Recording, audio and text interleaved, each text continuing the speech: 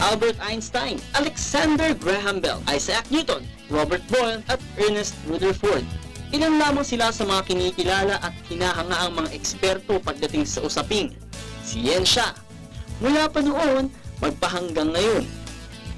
Pinabilib nila ang buong mundo sa bawat teorya at investigasyong kanilang nagawa. Kaya naman mapabata man o matanda, alam ang kanilang kontribusyon sa larangan ng siyensya. Ngunit magpapahuli ba naman tayong mga Pinoy? Siyempre, hindi. Isang patunay dito ay ang pagsasapubliko ng Department of Science and Technology sa mga bagong scientist ng Philippine Scientific Career System. 17 qualified full-time researchers na nagtapos sa University of the Philippines ang nanumpa sa kanilang tungkuling kamakailan sa isang hotel sa Quezon City. Dinulog ang event ng press at mga kamag-anak ng idiniklarang bagong scientist na walang kumpay na sumusuporta sa kanila.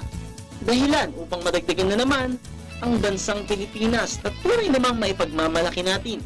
Kinilala din ng Scientific Career System ang ilang retired scientists sa kanilang dedikasyon at kanilang naiambag sa ating siyensya.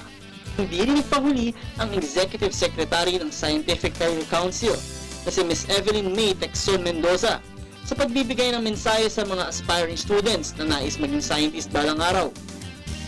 Our students in college now taking up science courses and engineering, we encourage you to stay on and study the different problems, not only problems, but there are so many basic things indigenous to the Philippines that we should study by ourselves, no? And there is a lot of good future for our Filipino scientists here. And so we hope that our young scientists and engineers will stay, even if they go abroad for further studies or to get employment. Then after a few years, they should come back, you know, and contribute. Ang pagkakaroon ng bagong Filipino scientist ay isang patunay lamang na hindi lamang tayo sa pagkanta, pagsayaw at pag-arte magaling, kundi pati na rin sa iba't ibang larangan. So, congratulations sa mga newly conferred scientists! Ganyan ang Pinoy!